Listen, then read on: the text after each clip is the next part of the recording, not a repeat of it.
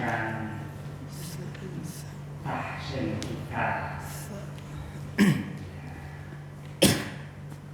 karena Mas Ayi baru pulang, maka penggantinya adalah Mas Hadiah yang sama-sama dari Tasikmalaya.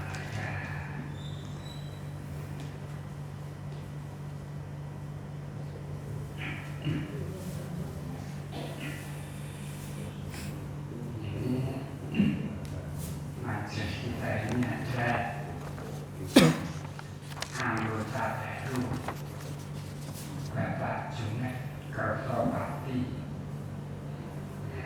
Pak Junet yang kemarin baru pulang haji sama itu RT 14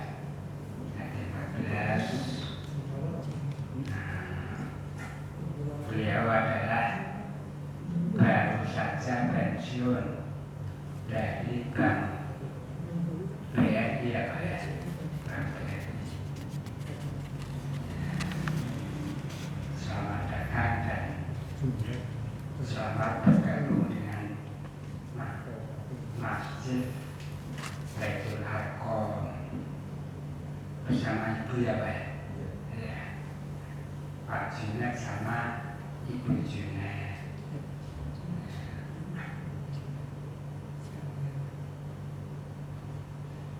Siap. Mari kita teruskan Mas Hadiah.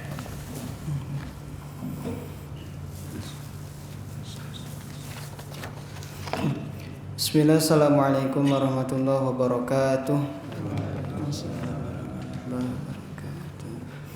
Alhamdulillahirabbil alamin wa bihi nasta'inu ala umuri dunya waddin. Wassalatu wassalamu ala asyrafil anbiya'i wal mursalin wa ala alihi wa ashabihi wa man tabi'ahum bi ihsan ila yaumiddin.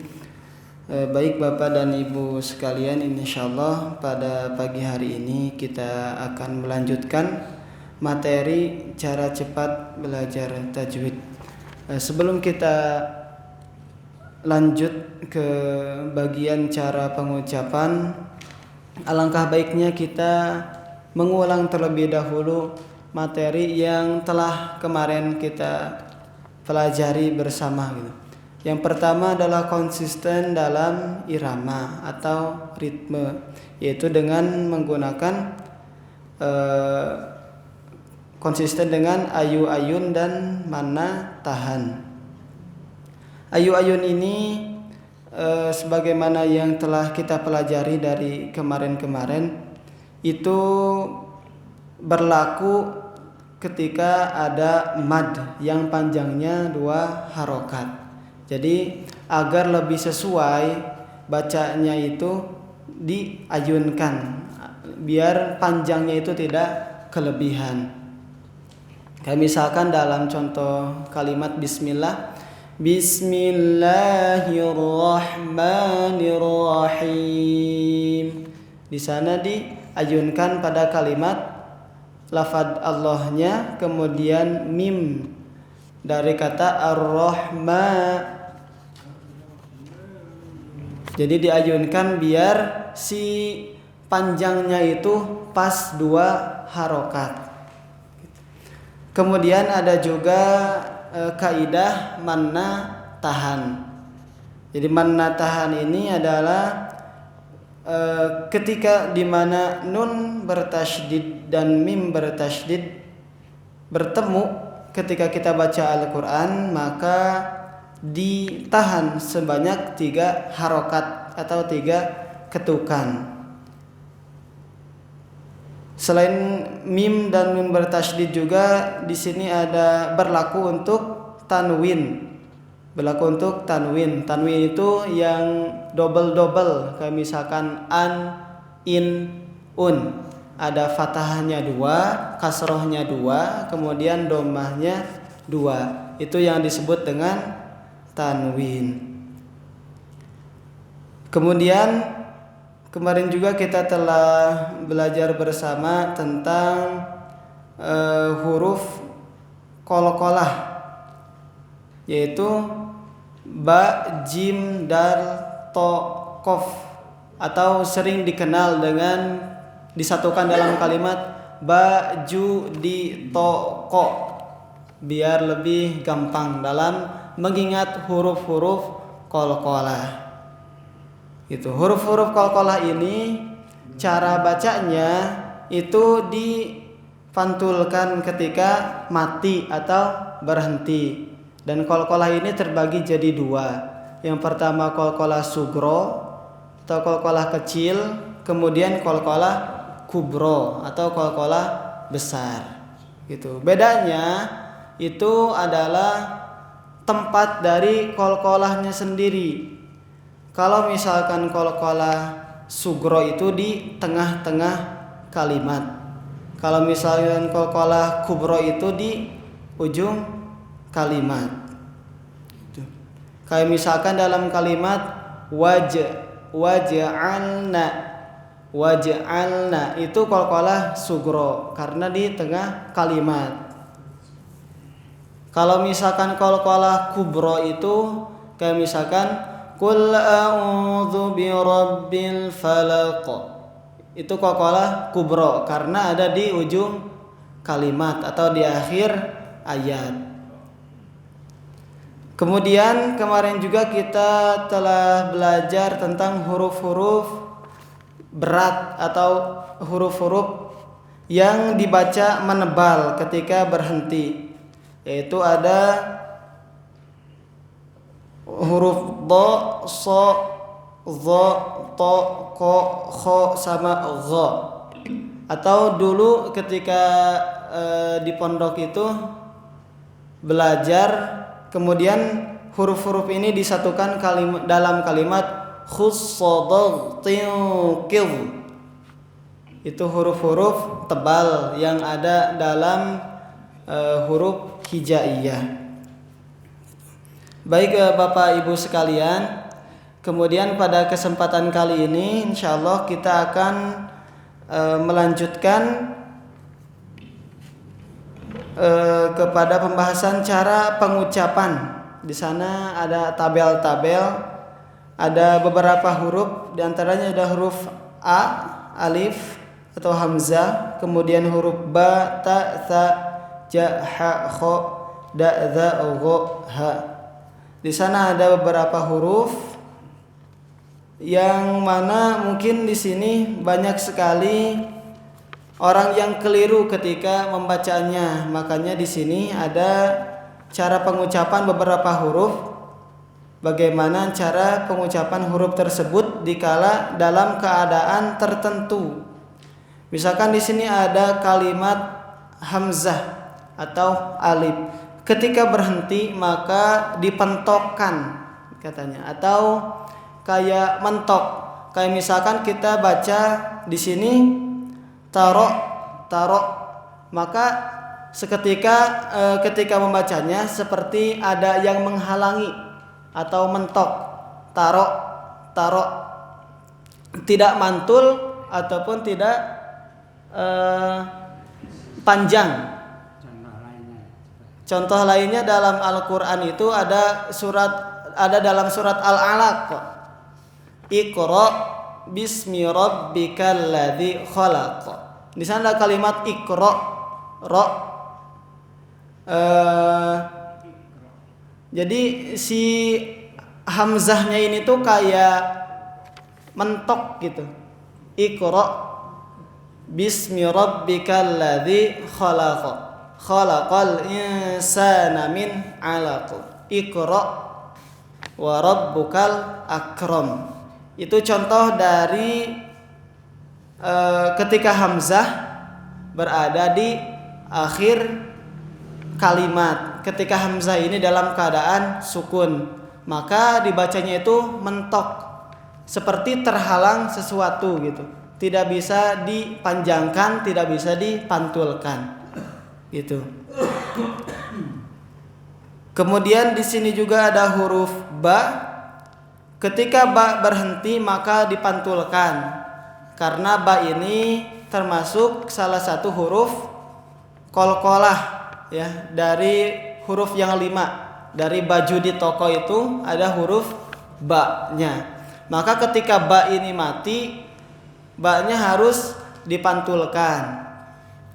Nah, kemudian bila ada tasydid atau yang seperti mahkota di atas huruf itu, tasydid, kemudian si ba-nya itu mati, maka dibacanya itu harus lebih dipentokkan gitu, harus lebih dipantulkan. Kayak misalkan dalam surat Al-Lahab, tabbat yada abi lahabin wa tab, itu lebih dipantulkan, lebih besar qalqalahnya, lebih berat gitu qalqalahnya. Enggak kayak di ayat selanjutnya, ma aghna anhu maluhu wa ma kasab. Itu biasa, enggak kayak watab kasab. Beda, harus dibedakan. Ketika ada tasydid atau syiddah, kemudian ketika tidak ada tasydid, maka harus ada perbedaan di antara membacanya. Kalau misalkan ada tasydid itu harus dipentokkan, kemudian lebih daripada yang tidak ada tasydid. Atau misalkan dalam surat Al-Insyirah ada, tapi itu tidak memakai tasydid gitu. Fa idza faraghta fansab, itu biasa, bukan fansab. Itu kalau fansab salah, tapi kalau fansab biasa itu benar. Kemudian kalau misalkan dalam surat Al-Lahab kita masih membacanya itu tabbat yada abi lahabi watab, itu kurang, tapi watab. Jadi kayak kita mau ngelanjutin watabba tapi mati, watab. Karena ada tasydid gitu. Ada tasydid, atau tasydid itu syiddah, penguat artinya itu. Penguat. Nah, kemudian lanjut di sini ada huruf ta. Ta. Ketika ta di sini contohnya itu ketika ta mati atau ta sukun. Bagaimana katanya cara membacanya? Maka dalam kaidahnya di sini nafas sedikit mengalir. Jadi banyak sekali kekeliruan ketika membaca ta sukun ini. Biasanya banyak orang yang membacanya malah istilahnya itu kebanjiran. Terlalu banyak nafas yang keluar. Kayak misalkan tabbat. Biasanya gitu. Tabbat yada abi lahabin wa tab. Padahal cara membaca ta yang benar ketika sukun ini hanya dialiri nafas, sebagian nafas, sedikit nafas yang keluar. Kayak tabbat, tabbat, tabbat, tabbat, hanya sedikit yang keluar, bukan tabbat. Kalau tabbat itu salah dalam pelafalan huruf ta ketika sukunnya. Tapi yang benarnya itu ketika nafas yang keluar itu hanya sedikit. Tabbat, tabbat, tabbat, hanya sedikit. Maka kita harus banyak melatih dengan cara banyak membaca Al-Qur'annya. Karena kalau misalkan kita tidak banyak membaca Al-Qur'an, mungkin bakal lupa bagaimana cara membaca dengan kaidah-kaidah yang sudah ditentukan. Kemudian di sini juga ada kalimat sa, sa, sa. Ketika membaca sa, karena varian atau jenis sa ini ada 3. terbilang paling banyak dalam huruf hijaiyah. Ada sa kecil, sa biasa, kemudian ada sya gitu.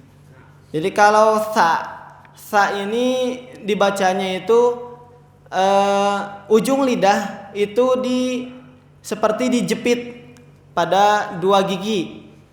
Kemudian dialirkan nafas sa. Jadi ujung lidah ini nempel ke 2 gigi atas dan bawah ujung lidah. Sa. Contohnya mathalul ladzina yunfikuna amwalahum fi sabilillah. Mathalu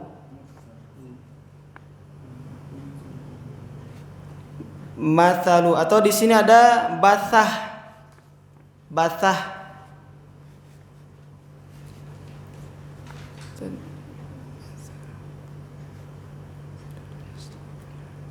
Kamatsalil ladzi istauqada nara, dalam surat Al-Baqarah itu ada kamatsalil ladzi istauqada nara. Jadi hanya sedikit ya, sa. Kayak kita mau ngegigit ujung lidah tapi gak jadi. Sa. Itu huruf sa. Kemudian di sini ada huruf jim atau huruf ja.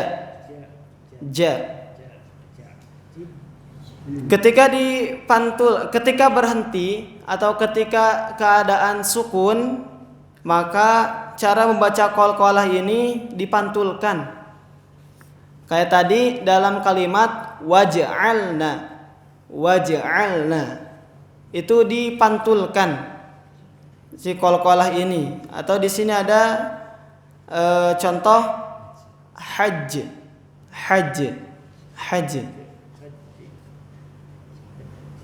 Kemudian ketika membaca dengan jelas atau ketika huruf ja ini berharokat, maka nafas itu tidak mengalir atau tidak ada nafas yang keluar dari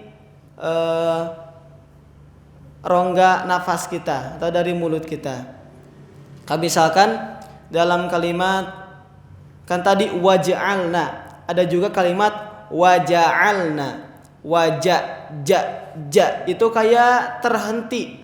Si nafas itu enggak keluar karena huruf ja itu kayak huruf yang menghentikan nafas sesaat.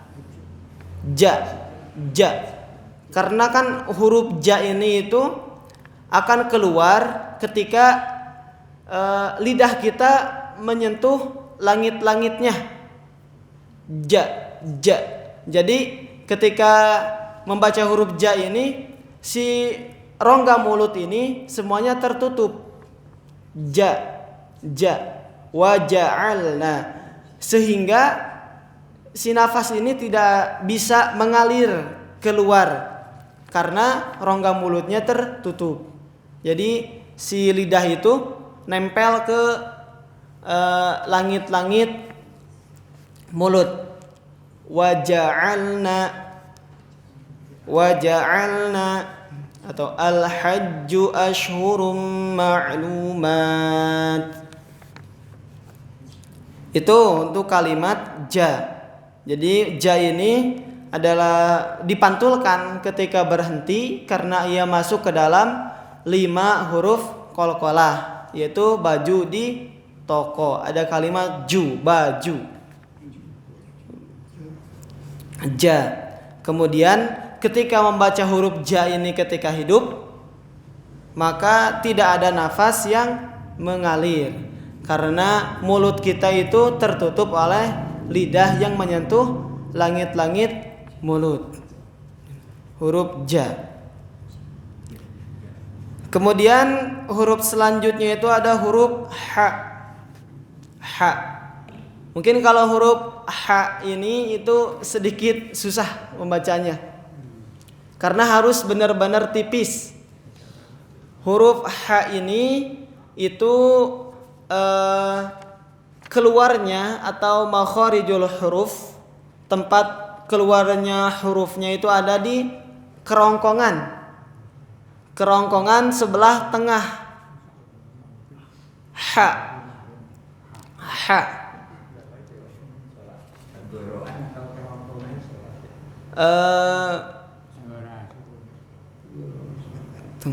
Tenggorokan. Tenggorokan. Rohani salahnya. Tenggorokan bagian tengah. Tenggorokan bagian tengah. Atau dalam istilah bahasa Arabnya itu halki. Wastil halki gitu. Dari tenggorokan sebelah tengah. Jadi kalau baca huruf ha harus tipis.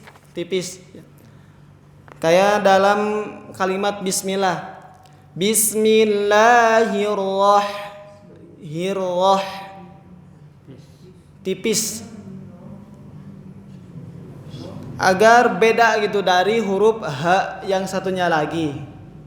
Karena meskipun seperti kalau ditulis dalam huruf kapital ha sama ha itu sama, ada huruf ha-nya. Kalau misalkan dilihat dari bahasa Arab, dalam bahasa Arab itu tempat keluar dua huruf itu berbeda. Yang satu itu di tenggorokan bagian tengah, yang satu itu bagian bawah, paling bawah gitu. Jadi harus dibedakan antara ha sama ha. Ha sama ha. Ini harus, kalau ha ini harus tipis, kalau ha yang satunya lagi itu biasa, sedang. Ha. Kemudian di sini juga ada huruf kha.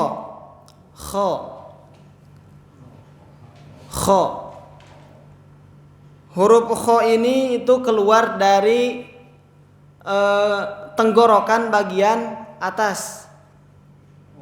Jadi dalam tempat halki ini itu ada 3 tingkatan.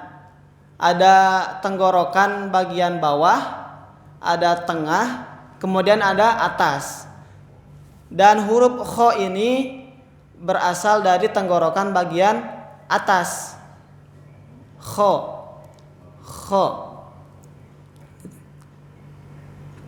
Keluar dari tenggorokan dan menebal. Akhir atau kharaja itu kha.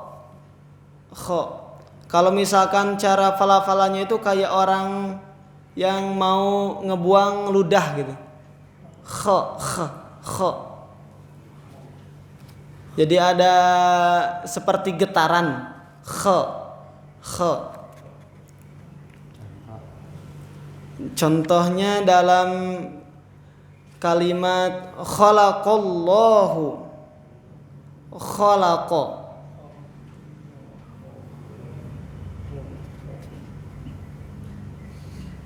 Wallahu yakhruju.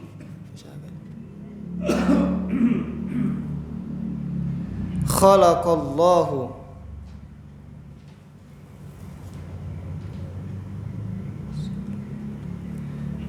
Kemudian ada huruf dal. Selanjutnya itu adalah huruf dal. Huruf dal ini sama di sini seperti huruf ba. Yaitu ketika berhenti dipantulkan, dipentokkan gitu. Dipantulkan. Karena huruf dal ini termasuk ke dalam huruf qalqalah. Yang tadi di atas baju di toko. Baju di toko. Contohnya seperti dalam surat Al-Ikhlas. Qul huwallahu ahad. Ahad itu memantul. Karena termasuk huruf qalqalah. Kemudian ketika ada tasydid di atas huruf dal bunyinya itu sama seperti huruf ba ketika ada tasydid, dilebihkan atau diberatkan gitu. Di sini ada contohnya lad. Kalau misalkan dalam Al-Qur'an itu jarang. Kalau misalkan huruf da mati kemudian da bertasydid kemudian mati. Kecuali kalau misalkan kita baca huruf dal bertasydid ini sengaja disukunkan.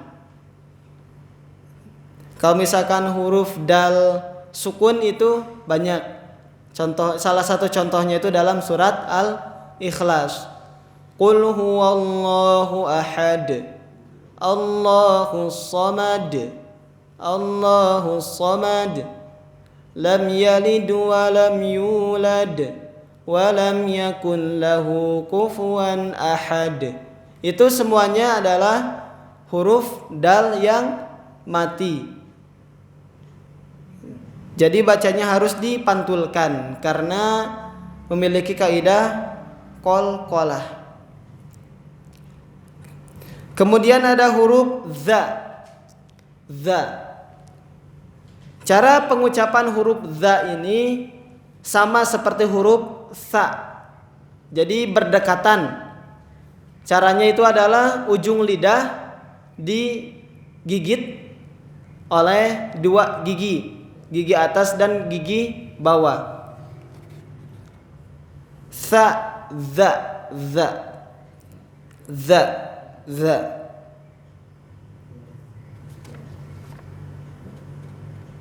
Huruf za ini contoh dalam Al-Qur'annya itu alladzi ja'ala lakumul arda alladzi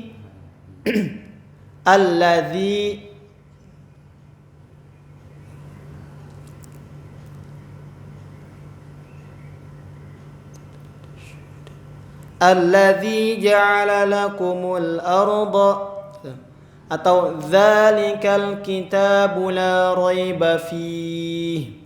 Dzalika alladzi dzalika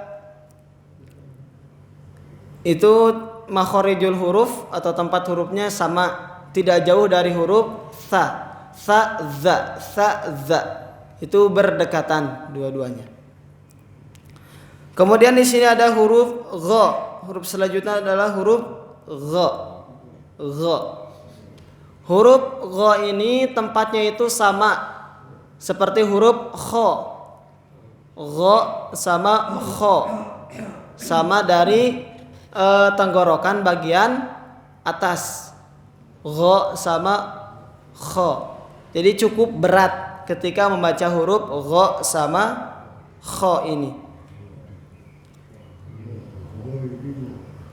Ghairil maghdubi alaihim. Ghairil maghdubi alaihim.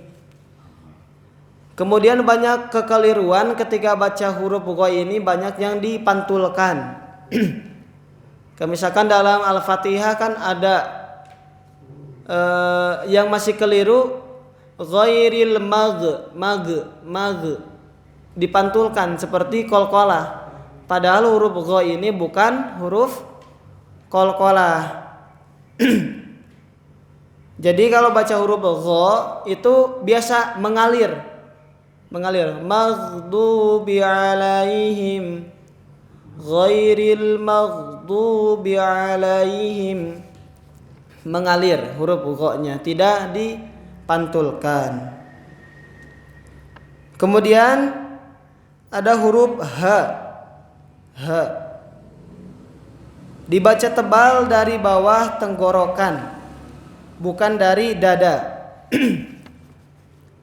Dari bawah tenggorokan. Jadi dari tenggorokan yang paling bawah, pangkal tenggorokan. Ha ini tempat keluarnya itu sama kayak a, hamzah, a ha. tidak beda jauh. A sama H dari tempat yang sama. A H sama-sama dari tenggorokan paling bawah. Contohnya ayat Tabbat yada abi lahabin wa tab atau qul huwallahu ahad hu ha hi hu bah qul huwallahu ahad tabbat yada abi lahabin wa tab. Itu huruf H keluar dari tenggorokan paling bawah, sama dengan huruf A berasal dari tenggorokan paling bawah.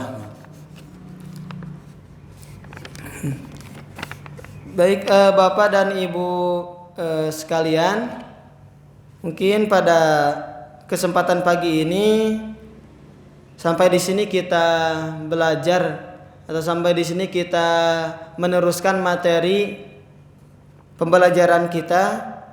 Mungkin sebelumnya ada yang ingin ditanyakan terlebih dahulu atau ditambahkan?